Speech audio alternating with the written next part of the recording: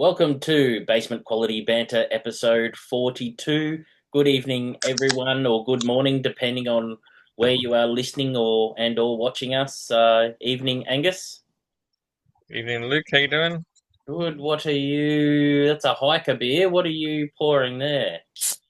There's the Hiker Bushwalker Pale Ale.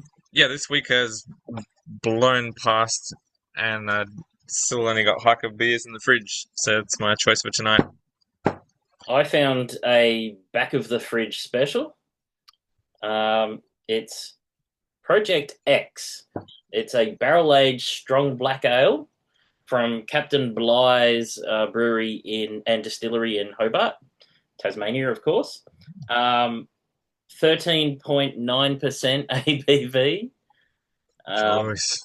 It's basically a black barley wine. I don't think I've had any of their beers before, so I've started with a big one. Family-owned independent brewery that was once purchased by Cascade and stripped, stopping anyone else from brewing on the site. An odd person to name your brewery after, as he wasn't the best person to sail the seas, having faced two mutinies in his time. But let's have a sip. Sounds pretty dangerous. 13%. Whoosh. Yep. A bit of sweetness, a bit of whiskey notes. Maybe it was in whiskey barrels. Yeah,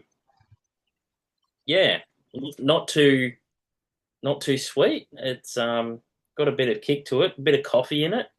But yeah, 13.9 is definitely coming through. And how is your hiker? It's good, man. It's a good pale ale. A bunch of stone fruit and I don't know, maybe peaches on the nose, and just yeah, like I could do these sort of beers really well. Yeah, yeah. No, that's really good. So yeah, that's an interesting one. Captain Bly's from Hobart. Let's straight into beer news. Kegland, probably the biggest supplier of brewing equipment in Australia, are opening a brewery and tap room in Melbourne using the X. Ooh, you're gonna start a fight with Kegkin saying that stuff. Yeah, I know.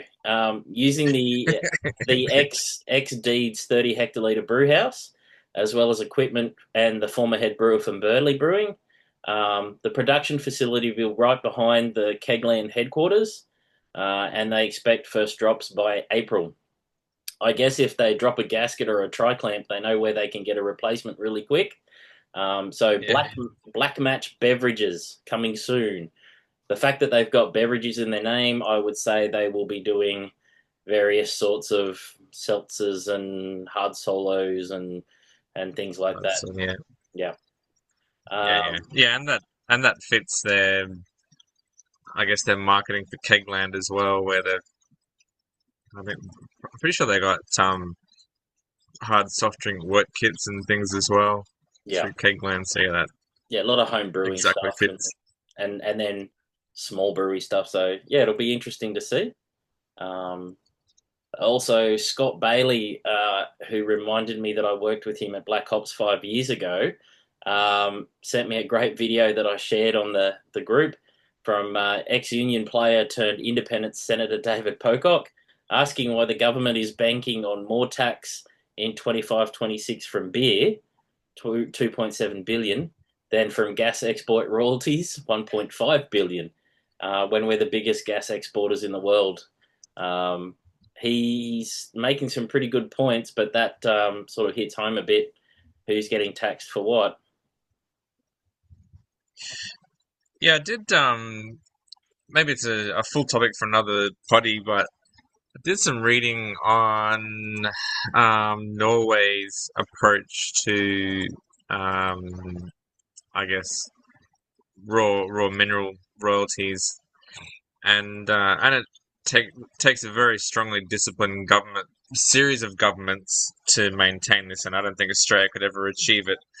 But they basically put all their royalties into an investment fund, Yep. and so that investment fund is mandated. They're only allowed to withdraw, I think it's 5% of the overall value per year. So every year they keep piling more royalties in from their natural resources. The point being, at some point, natural resources run out, and I can't remember the value now, but I'm sure it's like I think it's in the billions. Yep. You got billions of dollars sitting in this investment fund. I think they also pay for university education as well from their royalties in Norway. Yeah, the 5% was put towards yeah, I think you're right. Education and something else that was pretty cool when I read it, and I've forgotten.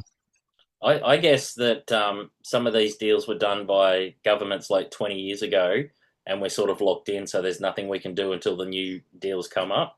By the sound of Yeah. it, we're getting pretty royally screwed. Someone wanted a quick buck, and yeah. In addition, though, Scott will be stewarding for the first time at the Royal Queensland Beer Awards in a few weeks, so I'm sure Angus will look after him.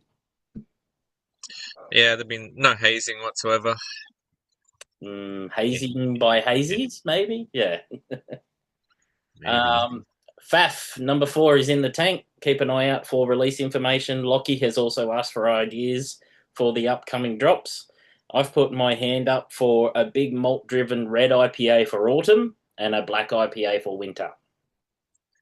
Yeah. I was thinking I wouldn't mind a brut IPA. I think that was a fad that kind of blew past way too fast.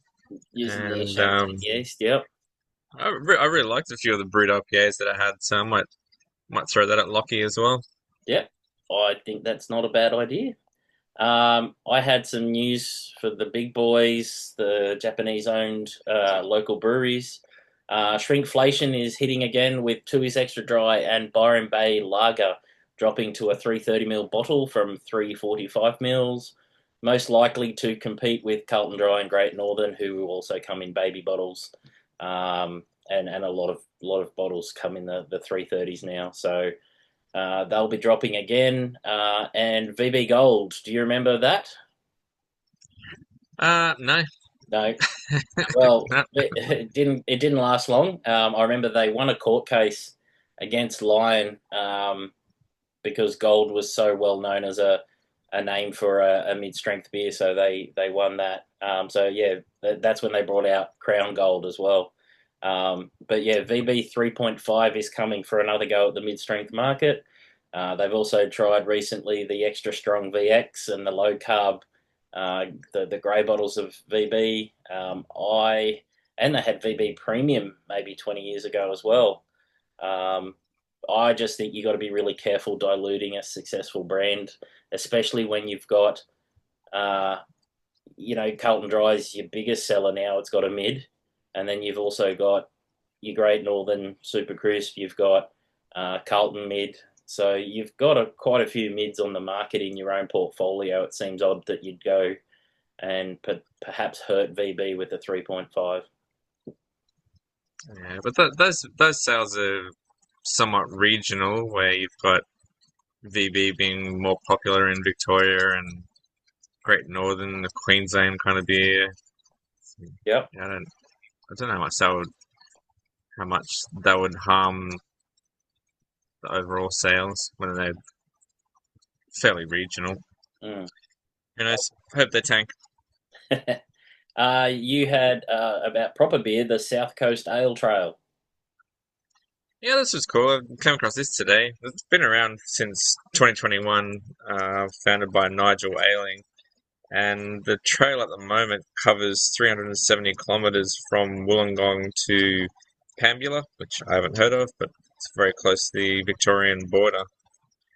So I think the numbers up now are at around 30 craft breweries on the trail, most of those being small town breweries dotted along the coastline.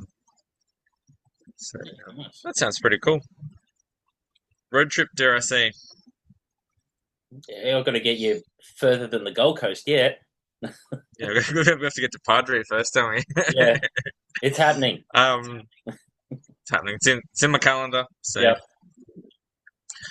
for time poor drinkers, there is a tap house. I didn't actually work out where the tap house was. So, bit of a miss there. That's one But that yeah, there's a tap. that's one that he's opened up, isn't it? Yeah, Yeah. so there's a tap house open with 12 beers on tap. showcasing beers from the breweries on the trail, and then there's also fridges with packaged beers from the breweries as well. And if you want to get really educated along the trail, there's numerous suppliers to the craft beer industry. So refill malts, Mogwai liquid yeast manufacturers, and of course Voyager craft malt. So if you wanted to pick up a bit more knowledge on the raw ingredients that make up your beer, you can log into those places as well. Yeah, I think Working Title use a bit of the Mogwai stuff. They do some funky yeasts, so yeah, that'd be really cool.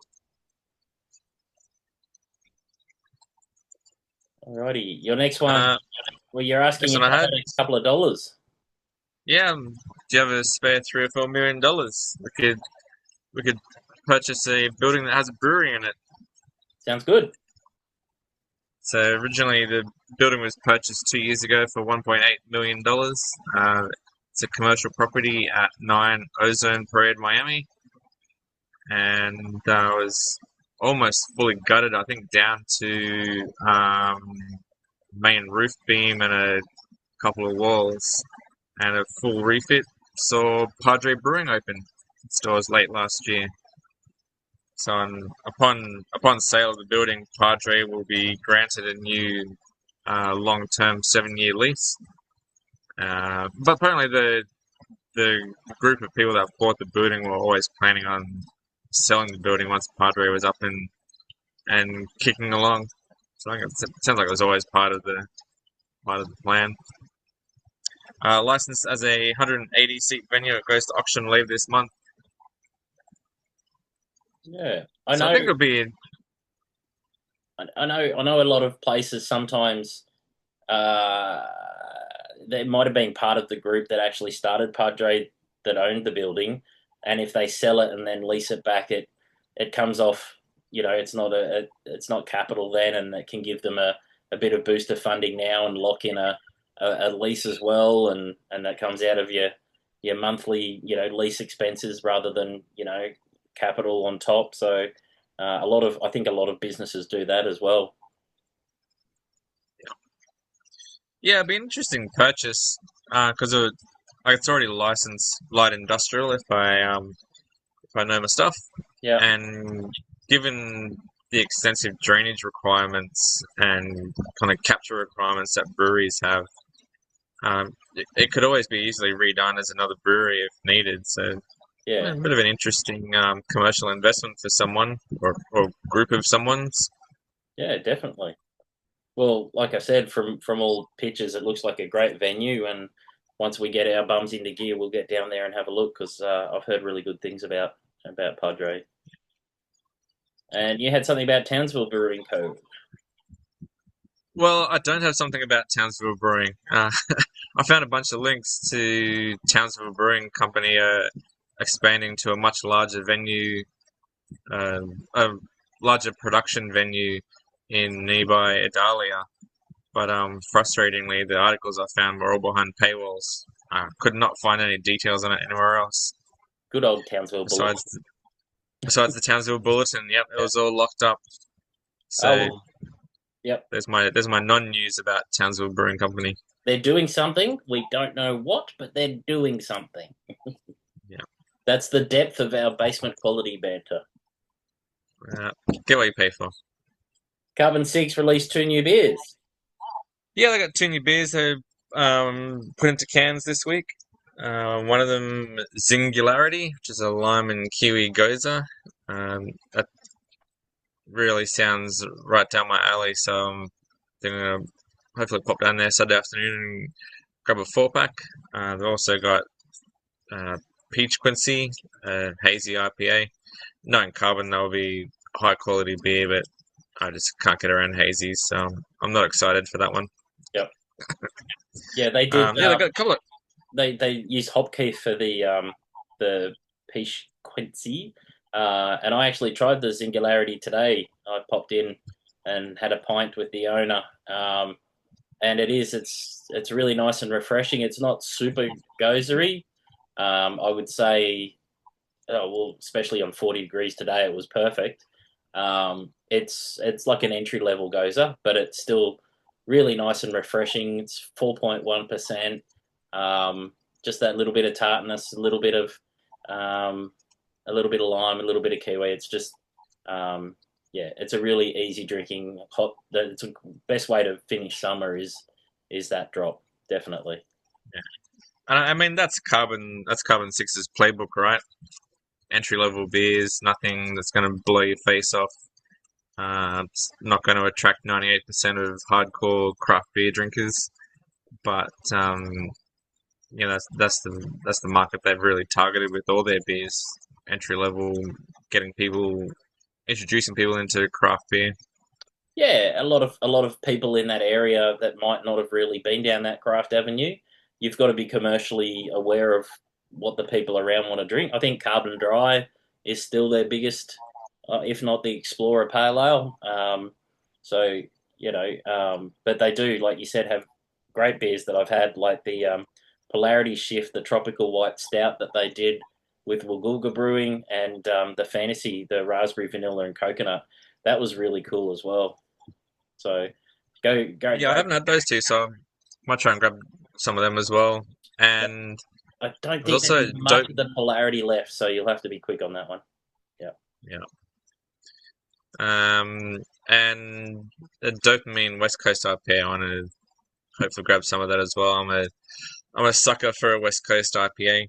Yep. Really, really takes me back to my early craft beer journeys of trying to chase down fresh ballistic and Ballast Point and Stone beers. Oh, yep. Sculpin and I can't remember what the other Ballast Point beer was. Well, remember Ballast Point Sculpin? They sold to Constellation Brands for, was it 100 million, and then they sold it for 10 or something ridiculous. That's Yeah. just, yeah, just crazy. Oops. Yeah. Oops. And I've also got to do a massive catch up on Carbon Six's Crack the Code treasure hunt. I've seen like clues flash past in socials and I haven't even done any research or anything, so Yeah. might spend some time this weekend catching up on all the clues and seeing what I can work out. Yeah. Well, he didn't say it was going to be easy, but he didn't say it was going to be really bloody hard either. I don't think anyone's found one yet, but I haven't heard anything. I guess we'll wait and see. Adzi, I hope it's doing well. You had a story about Two Bays, the gluten-free brewery. Yeah. Yeah, Two Bays have just closed their crowdsourced funding effort, finishing up with $2.5 million across 993 investors inside 7 days. And I was reading the article and I had a thought it's pretty rare now to hear of crowdfunding after the boom of popularity a few years ago. You know, every man and his dog was crowdfunding. Yep. I think the market's starting to settle out a little bit where I suppose there's been some learnings on how to make these things work really well. So crowdsourced funding really targets your existing communities and consumers and people who are passionate about your beers, branding or messaging. Given that Two Bays has a very strong gluten-free offering, they already tick the box for passionate consumers and people who are invested in their messaging and journey.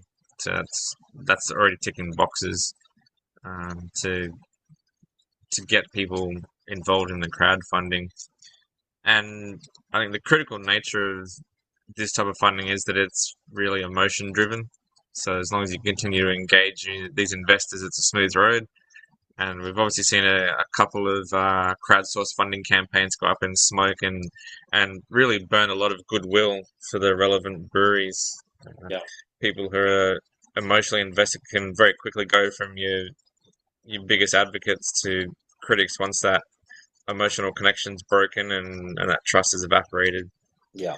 But I mean, I've got a lot of confidence that Two Bay is going to run this really well. They've really done well with offering gluten-free beers in a market probably before gluten-free was even really a known thing in the beer market. So Yeah. they've I know they've from gluten free that I did.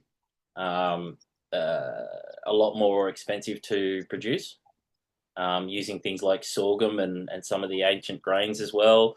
Sometimes you have to use more grain than what you would for a typical barley to get extract enough, nutrients out of to ferment.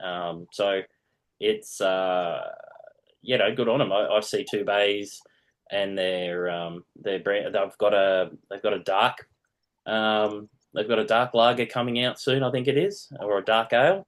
Look, they've definitely got a niche product, but I think that's a product that more people are asking for, and good luck to them.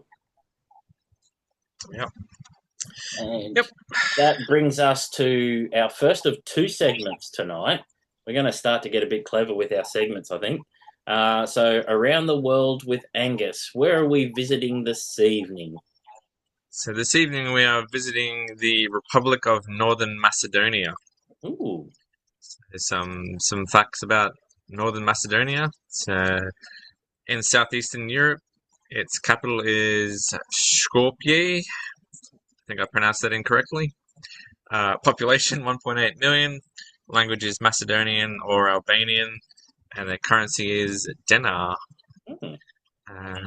So it's situated between Greece, Albania, and Bulgaria. North Macedonia used to make up part of the Federal People's Republic of Yugoslavia. It gained independence in 1991 after Yugoslavia's collapse. Yep. And in case you're inquisitive like me, there is no official South Macedonia. The south part of the old historical Macedonian region is known as Greek Macedonia, and obviously forms part of Greece. There you go. And there's no west or east either? No, there might be regions, but I didn't have enough time to look for those ones. Lovely. Interesting aside, Mount Olympus, the holy mountain of the ancient Greek gods, lies in the old Macedonian region in Greece. Alright, enough facts. On to Macedonian craft beer info. So from my reading, they've got a very, very young craft beer scene. Seems like there's 3 or 4 established breweries in Skopje and Bitola, two of the kind of more major towns in Macedonia. So the Skopje breweries, probably the most well-known one is Old Town Brewery. It was founded in 2009, so the oldest craft brewery in Macedonia. And they tick off basic beer styles, so IPA, porter, vice beer, ginger, and seasonal specialties. They've got a donkeypilsner, which I couldn't find much more info on that, so I hope it doesn't have donkey in it. Don't know why it's a donkeypilsner. Yep, okay. And moving on, another brewery, Temov. From what I could work out, Temov was connected to Old Town Brewery, and I think they're producing the Old Town beers. So I think those two are kind of connected. Piva Labs, another craft brewery in Skopje. And in what seems very reminiscent of Madoc, the actual brewery is in one of the owner's basements in their personal house in the outer suburbs. So the story I was reading, Ilya, the brewer, lives in the US for 10 years, and so he's got a very strong grasp of US pale ales and IPA styles. And the brewery, whilst not filled to absolute capacity like Madoc was, they got quite a few 100-litre fermenters and the brewing system in the basement. So one of the stories I read was this guy was wandering around the streets in suburbia trying to find this brewery, much like my first trip to Madoc when they were based out of their house. So that's kind of a cool story. I enjoyed that one. Yeah, that's hilarious. I love that sort of production brewery in a garage or a basement sort of thing. Well, I thought we'd have a go at a new segment tonight, and I'm not sure how it'll go, but basically what I reckon we should try and do is, it's pick a brewery in 10 questions. So a major brewery around the world, and you're guessing tonight, and we're going to see if you can pick the brewery that I'm thinking of, according to Wikipedia. Uh, and Vine Stefano. no, no, but that's a good one. Yeah, no. But there'd be stuff like when did they, start brewing? And if I'd say 1040, you'd know automatically it would be Wine Stefano, but maybe not. So you've got 10 questions to come up with the brewery I am thinking of, according to Wikipedia. So give it a go. Pressure's on. What are you thinking? So I get to ask you 10 You questions. get to ask me 10 questions. Right. Gotcha. We should have gone through this before the podcast. But we're 10 based on questions, quality, eh? remember? Yeah. Well, I guess are they Australian is an easy question to start off with first. No. No. All right. So it's just in the rest of the world. Excellent. Oh, we'll just okay, US. In the US. Yeah. All right. Were they part of the early grey imports to Australia? There were some grey imports to Australia, yes. And there were some legitimate imports to Australia. Ooh. Oh, man, that throws me. Now I've got to try and think of who legitimately imported beers instead of. Let's do. Alright, so if they're the US and they're doing grey imports and also legitimate, then I would assume they're doing pale ales and IPAs. Well known Not a for them. question. Yeah. Well known for them. 3. Um,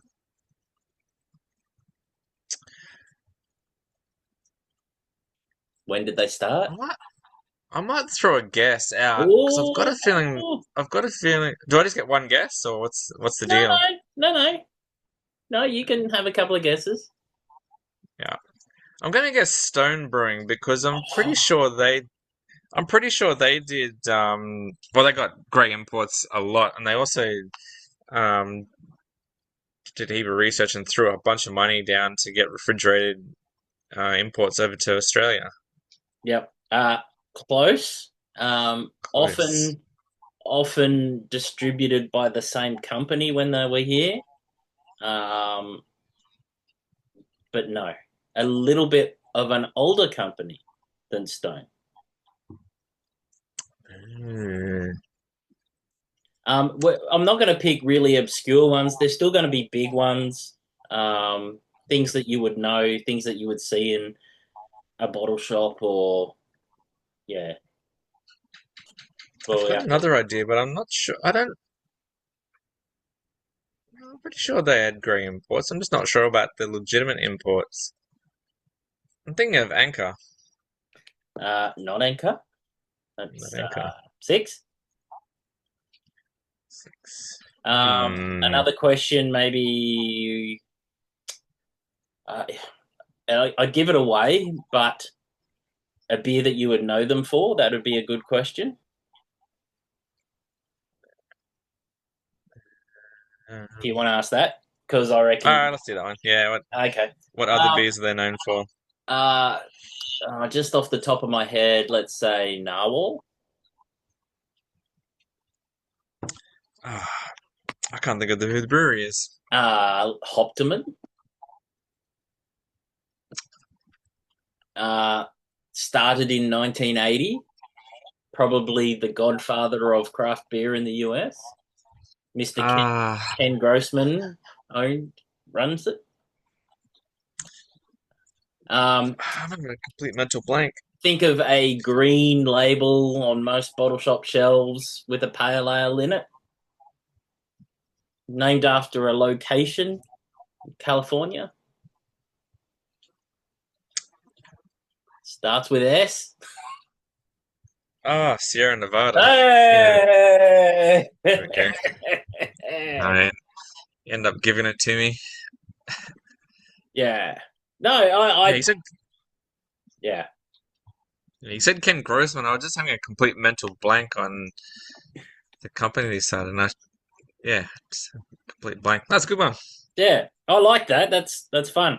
And you get to put me through the ringer next week. So think about what you're going to do with that. I'll just do a. I did put it in the group. There's two things. I did put a poll in there asking if we should do more polls. So that's a fuck yeah or a hell no.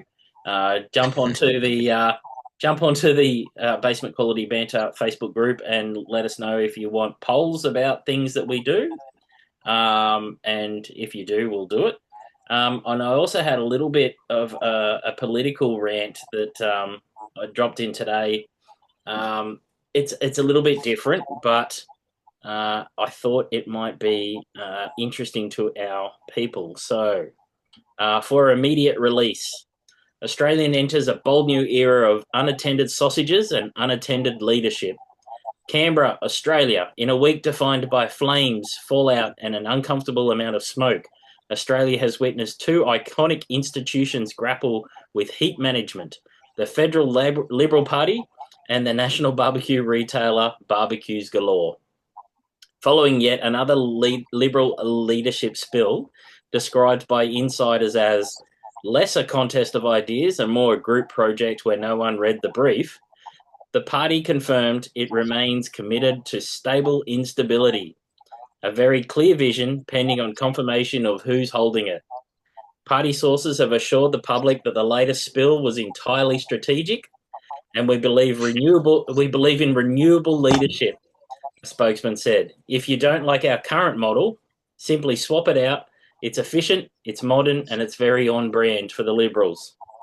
Meanwhile, in a development described as by analysts as metaphorically inconvenient, Barbecues Galore announced the closure of multiple stores amid financial difficulties, citing challenging retail conditions and the nation's apparent pivot towards air fryers. Industry experts have noted symbolic timing. It's rare that you see both a political party and a barbecue retail struggle with ignition in the same news cycle, and said one retail commentator. One couldn't keep the heat under control, and the other couldn't generate any. The parallels have not gone unnoticed. Both experience internal flare ups, both blamed external conditions, both insist they are refocusing on core values, and neither could successfully assemble all parts without leftover loose screws. Political historians say this moment will be remembered as the week Australia collectively asked who actually is in charge of the grill. Market reacted cautiously. Bunnings reported an unexpected surge in sausage sizzle confidence. So there you go. Yeah, on one hand, I kind of like measuring the health of the Australian political system in Bunnings sausages. And on the other hand, it also kind of worries me a bit that sausages and Bunnings is involved in any way with that political system. Definitely. I just had a quick one. Cricket, the T20 World Cup, Australia has won against Ireland, and it really should have. We've got Zimbabwe next. Our group includes Sri Lanka and Oman, so we should finish the group on top. And F1 day two of testing in Bahrain today, actually live now, has seen some interesting times with smaller teams like Haas showing promise. Qualifying in Melbourne will be the most watched in years, and they're expecting record attendance this year. Yeah, interesting. Yeah, I'm gonna actually get the full subscription this year with the F1, so I can watch races and How much does that cost? um qualifying. I don't know. The like the cut down one I did last year, I think it was like $7 a month or something, Yep, yep, and that was just highlights and some of the after shows. yep. So you didn't get races, you didn't get like all the historical races either. So I'm thinking that this year I might get the full one so I can watch the full races. Yeah, I think I might do the same. You had rugby, Reds versus Waratahs this weekend.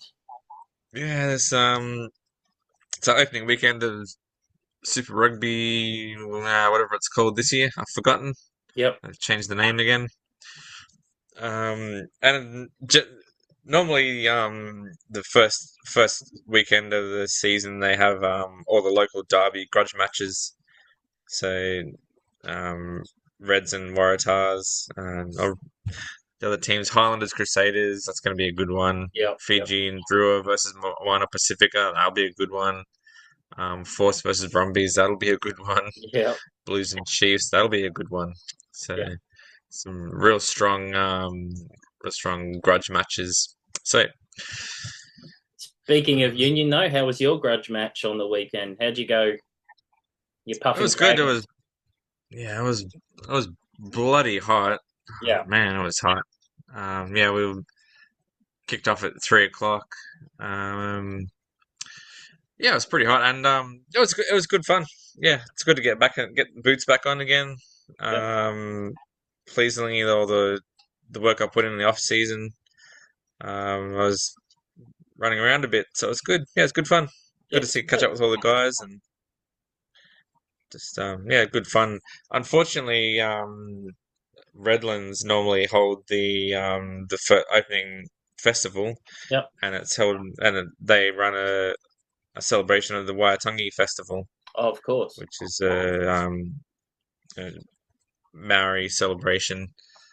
But unfortunately, their club is getting renovated for the World Cup in a couple of years, so they closed down. So we had the opening festival at Bulimba, and um, I thought it was going to be a family day, so I took James along, and it was not a family day. So Oh, he was bored out of his brains, yeah. unfortunately. Poor bugger. But he did a good job of heckling me from the sideline, though. Yeah, Oh, good. Dad, why'd you miss that? Why'd you miss that tackle, Dad? That was easy. They're running circles around you, Dad. So, I know the level of support and It's commentary strong. I can give him from the sideline. Yep, yep. Yeah. Just match that energy. That's what father and sons do. Hey, yeah. Mate, great chat as always. We went through a bit of stuff. As always, if anyone wants to jump onto the Basement Quality Banter Facebook page, give us ideas, questions, answer that poll. If you want us to do more polls, there's a poll to do the poll, and we will catch you next week. All right. See you, Adios. everyone. Cheers. Bye.